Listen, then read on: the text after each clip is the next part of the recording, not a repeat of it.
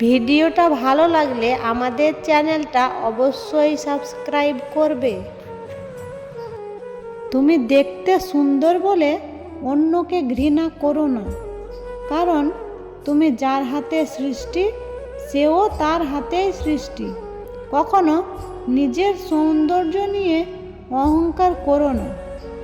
যখন কেউ কারো জন্য কাঁদে সেটা হলো আবেগ, যখন কেউ কাউকে কাঁদায় সেটা হলো প্রতারণা, আর যখন কেউ কাউকে কাঁদিয়ে নিজেও কেঁদে ফেলে সেটা হলো প্রকৃত ভালোবাসা।